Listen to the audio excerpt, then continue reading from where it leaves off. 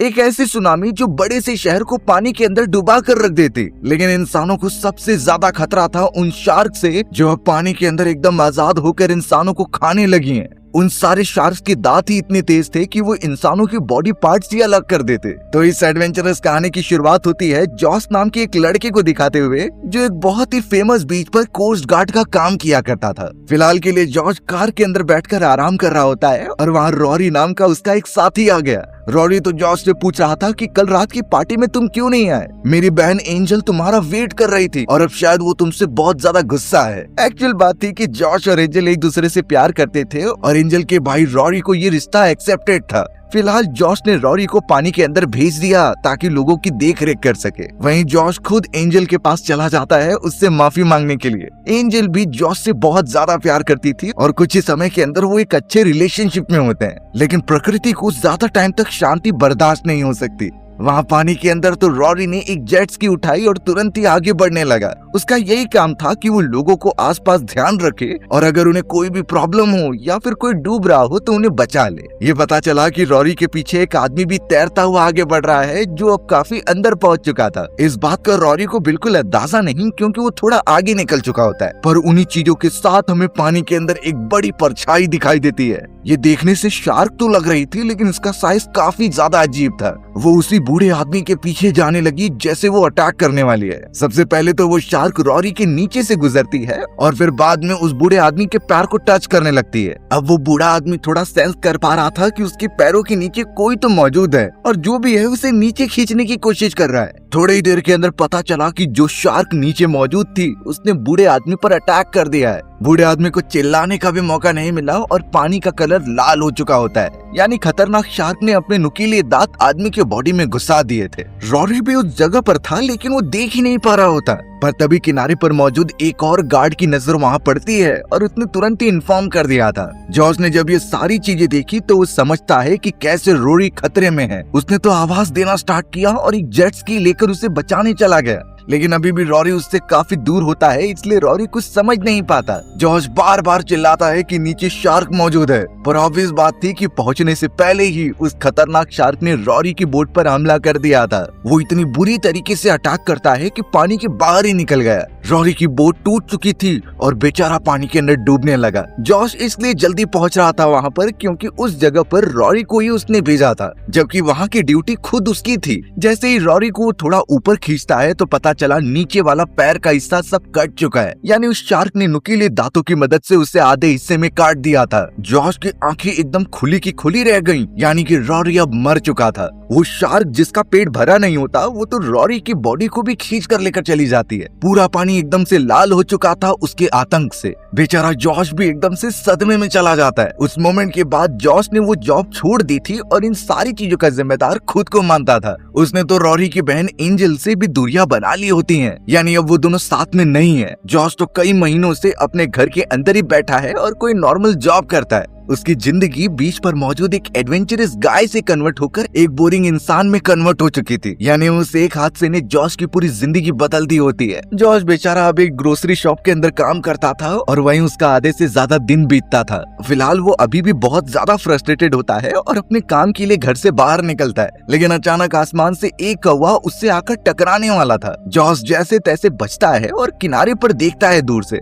वो नोटिस कर पा रहा था कि कौवों का बहुत सारा झुंड बीच वाले रास्ते से शहर की तरफ उड़ता हुआ आ रहा है। ये बात जॉश को बहुत ज्यादा स्ट्रेंज लग रही थी क्योंकि पक्षियों का ऐसा बिहेवियर अलग ही तरफ इशारा करता है। पर फिलहाल जॉश कुछ भी सोच नहीं सकता था और वो वहाँ से चला गया होता है ग्रोसरी शॉप में। वहाँ वो तुरंत ही अंदर जाकर अपने काम में बिजी हो जाता है। अब उसी ग्रोसरी शॉप के अंदर हमें जेन नाम की एक दूसरी लेडी दिखाई जाती है। जेन यहाँ पर चोरी करने के पर्पज से आई थी। वो धीरे धीरे कुछ सामान अपने बैग और पॉकेट में भर रही होती है। लेकिन अब थोड़ी देर बाद ये चोरी करते हुए उसे एक गार्ड ने देख लिया था। जेन भी जान चुकी थी कि उसकी चोरी पकड़ी गई है, इसीलिए वो तुरंत ही वहाँ से भागने लगी। गार्ड ने अपने हायर मैनेजर को भी इन्फॉर्म कर दिया था इस बारे में। हमें पता चलता है कि जेन चोरी करके वहीं पर काम करने वाले एक एम्प्लॉय रायन के पास चली गई है। वो उसका बॉयफ्रेंड था और जेन को चोरी करने की परमिशन देता। लेकिन इस बार गार्ड ने जब अपने मैनेजर को बताया तो दोनों रंगे हाथों पकड़े जाते हैं। मैनेजर ने तो जेन को पकड़वाने के लिए पुलिस ऑफिसर को तो कॉल कर दिया होता है। साथ ही साथ उसने जेन के बॉयफ्रेंड रायन को भी जॉब से निकाल दिया था। यानी जेन की मदद से रायन भी अब फंस चुका है। पर जेन के चेहरे को देखकर लगता नहीं कि उसे पुलिस कंप्लेन से कोई भी डर लगता है, लेकिन दूसरी तरफ रायन उतना ही ज्यादा डरा हुआ था। हमें तो अब जॉश दिखाया गया जो अपनी एक फ्रेंड के साथ सारे सामानों को इकट्ठा करके रख रहा था। जॉश ने तो अपनी दूसरे फीमेल फ्रेंड को ये बात बताई कि मैंने कई सारे कौवों को उड़ते हुए देखा था जो शहर की तरफ आ रहे थे। ये बात उसे कुछ अजीब लगी, लेकिन वो फीमेल फ्रेंड जॉश को ज्यादा सोचने के लिए नहीं कहती है। ये सिर्फ एक कोइंसिडेंट हो सकता है। जॉश भी जब अपना काम करने में बिजी हो गया तभी उसे किसी की आवाज आती है। वो जब सामने दिख रहा था तो पता चला वो उसकी गर्लफ्रेंड एंजल है जो एक्चुअल में उससे मिलने के लिए आई थी। जॉश उसे इतने समय बाद देखकर बहुत ज्यादा खुश हो गया था। उसे लगा कि अब सब कुछ बदल जाएगा, लेकिन तभी साइड में एंजल का दूसरा बॉयफ्रेंड आता है, यानी उसने मूव ऑन कर लिया है अपनी लाइफ में। जॉश को ये देखकर बहुत बुरा लग रहा था और वो नजर नीची करके अपना काम करने लगा। थोड़ी ही देर के अंदर वहाँ पर एक शेरिफ आ जाता है जिसका नाम टियर होता है और इसे मैनेजर ने ही बुलाया था ताकि वो जेन को पकड़ ले। लेकिन यहाँ पता चला कि टियर कोई और नहीं बल्कि जेन का फादर है और वो अपनी बेटी को गिरफ्तार नहीं करना चाहता। एक्चुअल बात ये थी कि टियर अपने काम में बहुत ज्यादा बिजी रहता, इसी वजह से वो जेन को टाइम नहीं दे पाता और जेन उससे गुस्सा रहती। टियर तो अपनी बेटी जेन को डांटते हुए पार्किंग एरिया में लेकर चला आता है। ये तो कंफर्म था कि वो उसे पुलिस स्टेशन नहीं लेकर जाएगा, सिर्फ उसे समझाएगा ताकि आगे चलकर वो कोई गलती ना करे। गाड़ी के अंदर बिठाने के बाद अचानक टियर की नजर गई एक आदमी के ऊपर जो अंदर की तरफ एक गन लेकर जा रहा था। इसीलिए वो जेन को वहीं पर रुकने के लिए बोलकर उसके पीछे चला जाता है। हमें तो पार्किंग एरिया में एक और कपल दिखाए जाते हैं जो बहुत खुश थे और यहाँ शॉपिंग करने के लिए आए होते हैं। अब वो आदमी जिसके पास गन होती है वो धीरे धीरे शॉप में घुसा और मैनेजर के रूम में जाकर बंदूक पॉइंट कर दी, लेकिन मैनेजर कह रहा था कि यहाँ कोई कैश नहीं है। लेकिन वो बुरा आदमी जानता था कि कैश किस तिजोरी में रखे गए हैं, इसीलिए वो डरा धमकाकर मैनेजर से वो सारे पैसे लेने लगा। अब जैसे ही वो बंदूक पॉइंट करके ग्रोसरी शॉप में बाहर निकलता है तब तक टियर ने भी अपनी बंदूक निकालकर उससे घेर लिया था। लग रहा होता है कि सब ठीक हो जाएगा, लेकिन तभी वहाँ से पीछे की तरफ एक और मास्क मैन आ जाता है, यानी वो दोनों साथी थे और उसने तो एक लड़की के ऊपर पॉइंट करके भी रखा था। यानी अब बेचारा टियर जो हीरो बनना चाहता था वो अब बुरी तरीके से फंस चुका है। जरा से भी गलती उसकी और सिविलियंस की जान खतरे में डाल दी, इसलिए टियर को सोच समझकर डिसीजन लेना होगा। वहाँ पार्किंग एरिया में रायन तुरंत ही पहुंच जाता है जेन के पास। रायन को बहुत बुरा लग रहा था क्योंकि उसकी जॉब चली गई, बट जेन ऐसा नहीं सोचती। वो ये बोल रही थी कि अब तो तुम्हारे पास टाइम ही टाइम है, तो तुम्हें खुश होना चाहिए कि मेरे साथ तुम रहोगे। इन्हीं चीजों की वजह से रायन और जेन के बीच में बहस छिड़ जाती है। जेन रायन से काफी गुस्सा हो गई थी क्योंकि जैसा वो बोल रही होती है वैसा रायन नहीं करता, इसलिए वो गुस्से में सीधा वहाँ से होते हुए ग्रोसरी शॉप के अंदर चली जाती है। लेकिन थोड़ी ही देर में कुछ ऐसी चीजें होने वाली हैं जिसकी एक्सपेक्टेशन किसी ने नहीं की थी।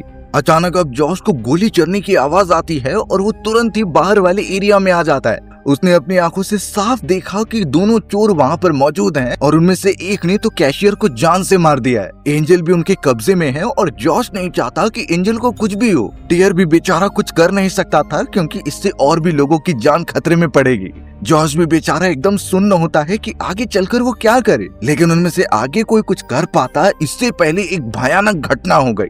ये घटना उन चोरों के दोस्तों की गैंग नहीं कर रही थी, बल्कि ये तो एक नेचुरल डिजास्टर होती है जो बड़ी बड़ी समुद्र की लहरों के रूप में आ रही थी। पता चला कि पानी का बहाव इतना तेज हो चुका है कि वहाँ पर सुनामी आने लगी। बीच से होते हुए वो सारा पानी शहर के अंदर भरने लगा और कुछ ही सेकंड के अंदर शहर पूरा डूब जाता है। जितने भी लोग वहाँ पर मौजूद थे सबके सब मारे गए। पानी का बहाव इतना तेज था कि लोगों की बॉडी टूट फूट कर अलग हो जा रही थी और वहाँ जो ग्रोसरी शॉप होती है उसमें भी भारी भरकम पानी भरने लगा। सबसे पहले पार्किंग एरिया में और फिर ऊपर की तरफ जहाँ जॉश और सारी चोर मौजूद थे। सबके सभी को इतनी बुरी तरीके से चोटें लग रही थीं कि उनकी जान ही निकल जाती।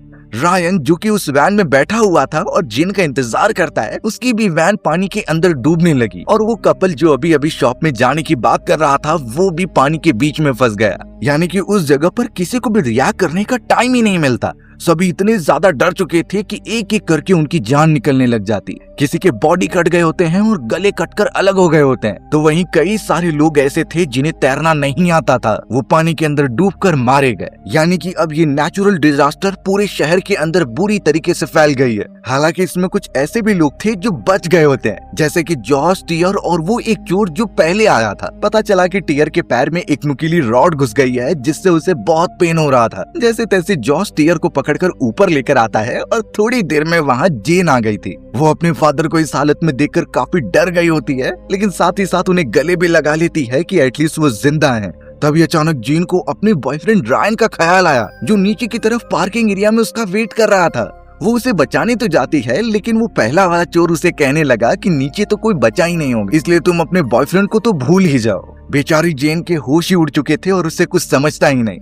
पता चला कि रायन अभी भी जिंदा है और वैन के अंदर है। उसने जैसे तैसे मिरर तोड़ा और पानी से बाहर निकलने लगा। पहले तो उसे लगा कि ये सब सपना है, लेकिन एक्चुअल में वहाँ सुनामी आ चुकी थी और वो सब फंस चुके होते हैं वहाँ पर। अचानक रायन जब आगे बढ़ रहा था तो उसे लगता है कि पैर के नीचे कोई तो है जो उसे खींच रहा है। वो तो तुरंत ही आसपास नजर घुमाता है, लेकिन उसे कोई दिखाई नहीं देता। अब उस ग्रोसरी स्टोर के अंदर सभी बुरी तरीके से फंसे हुए थे। कई लोगों की डेड बॉडीज तैर रही होती हैं, तो कईयों की तो जान ही निकल गई। बाद में ये पता चलता है कि स्टोर का मैनेजर और एक सिक्योरिटी गार्ड भी बच गए हैं। वो जैसे तैसे बाकियों के पास एकदम ऊपर आने लगते हैं। तभी जॉस की तुरंत ही नजर जाती है एंजल के ऊपर और वो तुरंत ही उसे बचाने के लिए पानी में कूदा। भले ही अब वो दोनों साथ नहीं है, लेकिन जॉस उसे पसंद करता है। जैसे तैसे वो एंजल को अपने साथ ऊपर वाले हिस्से में लेकर जाने लगा। तभी अचानक जॉस देख पा रहा था कि कोई तो चीज है जो लोगों को पानी में खींच रही है। अब ये क्या चीज थी वो ज्यादा ध्यान तो नहीं देता और एंजल को बचाकर ऊपर लेकर आ जाता है। वो दूसरा चोर जिसका नाम बैन होता है, फिलहाल तो वो यही सोचने लगा कि बाहर कैसे निकला जाए। पता चला कि उसका पहला वाला साथी जिसने गन चलाई थी वो मर चुका है और जब तक वो सब यहाँ से बाहर नहीं निकलेंगे तो कोई रेस्क्यू टीम उन्हें देख भी नहीं पाएगी। उन्हें यही लगेगा कि हम सब मर चुके हैं। तो इसी वजह से जॉस, टियर और बाकी सभी लोग वहाँ से बाहर निकलने का रास्ता ढूंढने निकल पड़ते हैं। अंदर गोता लगाकर जब वो दूसरे गेट की तरफ गए तो पता चला वहाँ पर एक बड़ी सी ट्रक आकर टकरा गई है। वो ऐसे स्टॉक हो गई थी जिससे कि बाहर निकलने का कोई रास्ता ही नहीं, यानी वो मेन एंट्रेंस तो एकदम से बंद ही हो चुका था।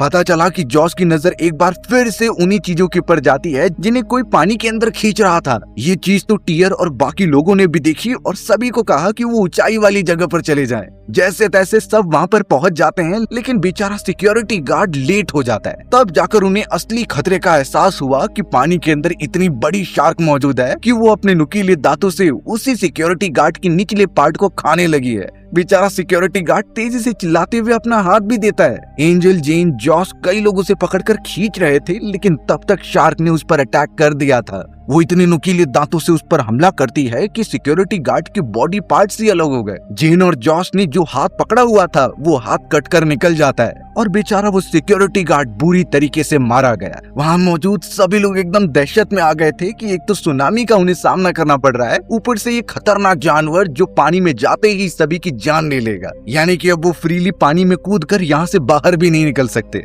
अब उसी स्टोर के नीचे वाली पार्किंग एरिया में पूरा पानी भर चुका था। रायन जैसे तैसे अपनी वैन से बाहर निकलकर आसपास देखता है तो सिर्फ लोगों की डेड बॉडीज ही दिखाई दे रही थी, जैसे कि उन्हें कोई धीरे धीरे खाते जा रहा है। हमें थोड़ी ही दूरी पर एक कार के अंदर वही कपल दिखाई दिया जो ऑब्वियसली एक जगह पर फंस चुके थे। उन कपल में से वो लेडी कह रही थी कि मुझे बाहर निकलने का रास्ता पता है, हमें सनरूफ से आगे बढ़ना चाहिए। वो मेल मेंबर जब दूसरी तरफ देखता है तो उसे रायन दिखाई देने लगा। वो तो उसे जैसे ही आवाज देता है तभी पता चला वो शार्क उनकी कार पर अटैक कर रही है। वो दोनों कपल तो एकदम डर गए थे और शार्क ने तो उनका मिरर तोड़ना स्टार्ट कर दिया था। एकदम पैनिक होकर वो रायन से मदद मांगते हैं, लेकिन रायन कहने लगा कि तुम जितना चिल्लाओगी वो तुम्हारी तरफ अट्रैक्ट होगी, इससे अच्छा है कि शांति से तुम एक जगह पर बैठे रहो। बट शॉकिंग बात ये थी कि वो शार्क अभी भी वहीं पर घूम रही होती है। जरा भी ध्यान हटी तो दुर्घटना तो घटेगी ही। ऊपर और भी ज्यादा माहौल गर्म हो चुका था क्योंकि जॉश और उसके साथी जब वेट कर रहे थे तो एक छोटा धमाका हुआ। इससे बहुत ही हाई वोल्टेज वाली इलेक्ट्रिसिटी की वायर नीचे गिरने लगती है। वो तो पानी की जरा सा ही ऊपर थी और लटक रही होती है। सभी समझ गए थे कि ये कितनी खतरनाक बात है, क्योंकि पानी में अगर इलेक्ट्रिसिटी आई तो वो सब मारे जाएंगे। और तो और वो खतरनाक शार्क भी हमारा ही इंतजार कर रही है, यानी हर तरफ से वो ट्रैप तो हो ही गए हैं। जॉस तो स्टोर के मैनेजर से अब पूछने लगा कि उस इलेक्ट्रिसिटी को बंद करने का रूम कहाँ पर है। तब मैनेजर ने स्टोरेज रूम की तरफ इशारा किया जो यहाँ से थोड़ी ही दूरी पर है। तो अब ये कंफर्म बात थी कि उन्हें वहाँ पर जाकर पूरे सिस्टम को बंद करना ही होगा, तब जाकर इलेक्ट्रिसिटी रुक पाएगी और वो सब सेफ रहेंगे। लेकिन नीचे वहाँ शार्क इंतजार कर रही होगी तो उन्हें उससे बचने का रास्ता तो निकालना ही होगा। तब जाकर एंजल का वो दूसरा बॉयफ्रेंड जिसका नाम स्टीव था वो बताने लगा कि शार्क ह्यूमन स्मेल और ह्यूमन के बनावट की वजह से अट्रैक्ट होती। अगर हम ज्यादा रिएक्ट करेंगे तो वो हम पर अटैक जरूर करेगी, इस वजह से स्टीव ने एक अच्छा प्लान बताया। वो खुद जाने का वहाँ पर डिसाइड करता है क्योंकि उसे तैरना आता था। उसने अपनी पूरी बॉडी पर एक ऐसा केज टाइप का लगा दिया जिससे कि शार्क उसके पास ही नहीं आ पाएगी, और तो और वो सिर्फ इतना समझेगी कि वो कोई इंसान नहीं बल्कि एक सामान है। टीम ने तो अपने बॉडी पर कुछ अजीब तरीके के स्मेल भी लगा लिए थे। बट यहाँ एंजल काफी परेशान हो रही थी क्योंकि पानी में हर तरफ खून फैला होता है और वो शार्क स्टीव की तरफ अटैक जरूर करेगी, पर किसी को तो ये करना ही था सभी की जान बचाने के लिए। स्टीव बिना कुछ सोचे समझे पानी में कूद पड़ता है और लगातार वो स्टोरेज रूम की तरफ बढ़ रहा था। पानी में मूवमेंट देखते ही वो शार्क उसकी तरफ अट्रैक्ट हो चलती है। पहले तो लगा कि वो स्टीव को कच्चा चबा जाएगी। शार्क बिल्कुल भी अटैक नहीं करती और वहाँ से दूसरी तरफ चली जाती है। स्टीव अब जैसे तैसे स्टोरेज रूम तक पहुँच गया, लेकिन वो ज्यादा आगे नहीं बढ़ पा रहा होता क्योंकि ऑक्सीजन पाइप उतनी ज्यादा बड़ी नहीं थी। बहुत कोशिश करने के बाद भी वो उस बटन तक नहीं पहुंच पाता। तब जाकर स्टीव ने वो ऑक्सीजन पाइप निकाल दी और फिर जाकर बंद कर दिया। हालांकि उसने काम खत्म कर लिया होता है, लेकिन अब जब वो ऊपर तैरने की कोशिश करता है तो उसने जो भारी भरकम केज पहना हुआ था उसकी वजह से वो तैर ही नहीं पाता। काफी कोशिश करने के बावजूद भी वो जरा भी हिल नहीं पा रहा था, और तो और उसने ऑक्सीजन पाइप भी छोड़ दी होती है जिसे कि जॉश ने ऊपर खींच लिया था। कुछ ही देर के अंदर बेचारा स्टीव तड़पता रह गया और वहीं पर दम घुटने के कारण मारा जाता है। ऊपर मौजूद जॉश और एंजल खाली ऑक्सीजन पाइप सिलेंडर देखकर ये समझ गए थे कि शायद स्टीव अब मर चुका है। सबसे ज्यादा झटका तो एंजल को लगा था क्योंकि भले उसका असली प्यार जॉश था, लेकिन स्टीव ने उसे बहुत अच्छे दिन दिखाए थे। वहाँ का माहौल इतना ज्यादा शांत हो गया क्योंकि कितने सारे लोगों की मौतें उन्होंने देख ली थी। अब तो शायद वो होप भी हारने लगे थे कि यहाँ से कैसे बाहर निकलेंगे। अपने बॉयफ्रेंड स्टीव के मरने के बाद एंजल बहुत ही उदास बैठी हुई होती है, लेकिन जेन उसके पास जाकर समझा रही थी कि हमें सिचुएशन से निकलना होगा। अगर जो चला गया है वो वापस तो कभी नहीं आने वाला। हमें अब पार्किंग एरिया में दिखाया गया जहाँ पर वो शार्क घूम रही थी। पता चला कार के अंदर जो कपल फंसा हुआ है उनकी कार डूबने वाली है। पानी अगर चला गया तो वो शार्क उन पर अटैक कर ही देगी। इसलिए अब रायन उनकी मदद करता है और उसने जैसे तैसे एक डेड बॉडी का हाथ निकाला और पानी के अंदर खून गिराने लगा। इन सारी हलचल की वजह से वो शार्क उसकी तरफ अट्रैक्ट हो रही थी। रायन ने उस कपल को इशारा भी कर दिया कि तुम सब कार से निकलकर किसी ऊंचे वाले एरिया पर चले जाओ। दोनों वहाँ पर जाने के लिए निकलते तो हैं, लेकिन अब शार्क तो उनका पीछा करने लगी थी। दोनों बहुत ही ज्यादा खतरे में होते हैं, लेकिन कपल में मौजूद उस लड़के ने अपने एक छोटे कुत्ते को पानी में फेंक दिया। कुत्ता हलचल कर रहा था जिससे कि शार्क उसकी तरफ चली गई और इतने अच्छे डिसीजन की वजह से उन दोनों कपल की जान बच जाती है। लेकिन उस कपल में जो लड़की मौजूद थी वो अपने बॉयफ्रेंड को बहुत ज्यादा चिल्लाती है क्योंकि वो कुत्ता उसका बहुत ही ज्यादा पालतू था। अब वो बॉयफ्रेंड तो अपनी गर्लफ्रेंड पर शक करने लगा कि ये बहुत ही पागल लड़की है, अपनी जान से ज्यादा इसे अपने कुत्ते की जान प्यारी है।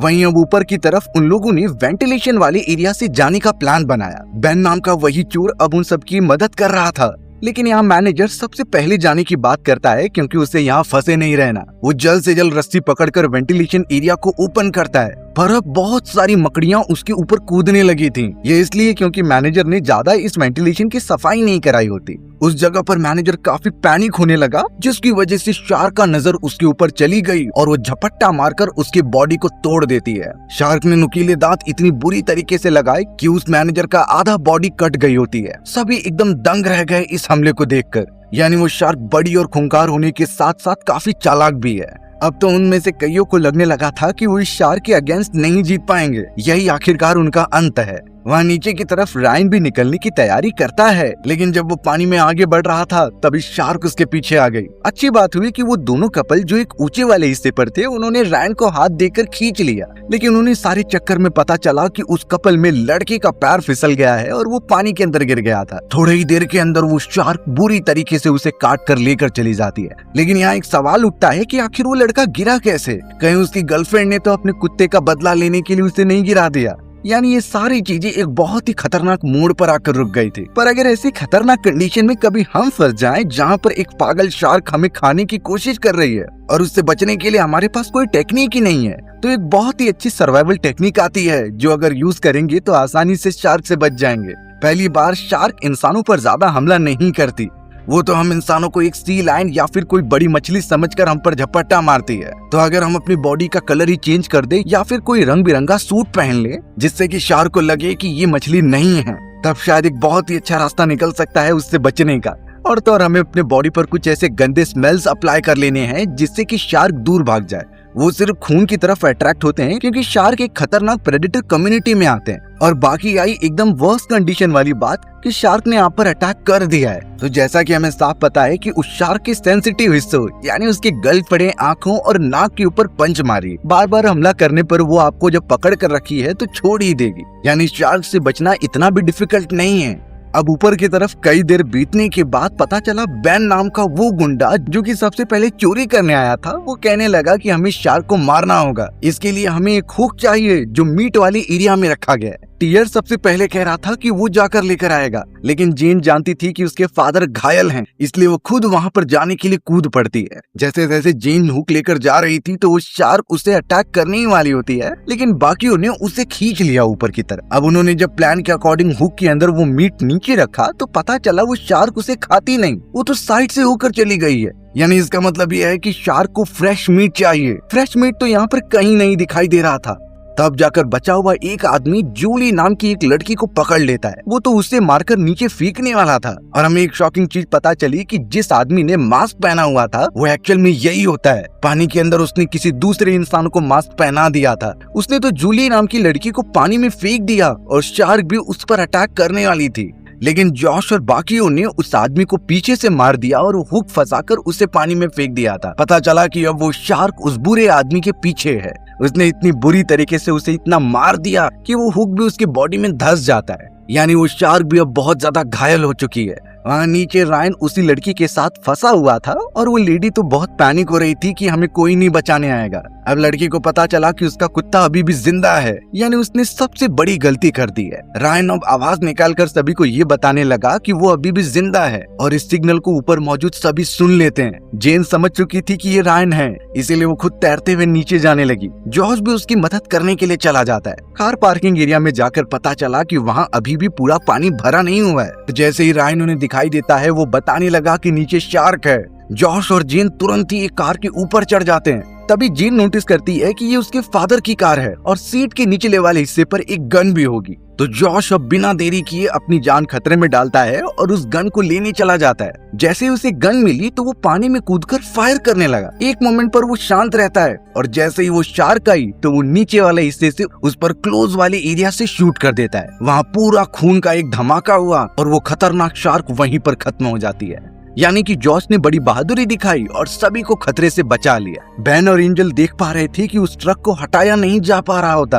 अगर वो नहीं घसकेगी तो वो बाहर कैसे निकलेंगे, इसलिए बेन ने वहाँ पर एक ब्लास्ट करने का डिसाइड किया उसकी बैटरी के अंदर। पता चला कि जो शार्क हुक में फंसी हुई होती है वो आजाद हो गई और उनकी तरफ बढ़ रही थी। जॉश वहाँ पहुँच गया होता है गन लेकर, लेकिन यही पता चला कि उसकी गन की बुलेट्स खत्म हो गई हैं। बेचारा वो क्या करे इस कंडीशन में। तभी उसने एक छोटी सी स्टिंग गन निकाली जिसमें झटके दिए जाते हैं। वो तुरंत ही फायर कर देता है उस शार्क के ऊपर जो उसके नाक पर जाकर लगी और सेंसिटिव हिस्सा होने के कारण वो एकदम बेहोश हो जाती है। ये चीजें सभी लोग देख रहे थे तो वहाँ पर धमाका करके वो बाहर निकल जाते हैं। बाहर का नजारा एकदम डरावना था क्योंकि उस सुनामी ने ऑलमोस्ट सभी बिल्डिंग्स और इंफ्रास्ट्रक्चर को डिस्ट्रॉय कर दिया होता है। कई रेस्क्यू टीम वहाँ से गुजर रही थी और लोगों को बचा रही थी। जॉश और वो सभी लोग खुशनसीब होते हैं कि उनकी जान बची। शायद इसके बाद वो एक नए सिरे से जिंदगी शुरू कर पाएंगे। हमारी भी कहानी यहीं खत्म हो जाती है। सो व्यूअर्स, अगर आपको मेरा नरेशन 1% भी अच्छा लगा होगा ना तो वीडियो को लाइक एंड चैनल को सब्सक्राइब जरूर कर देना। मिलते हैं इसी तरीके के मजेदार वीडियोस में, तब तक के लिए बाय बाय।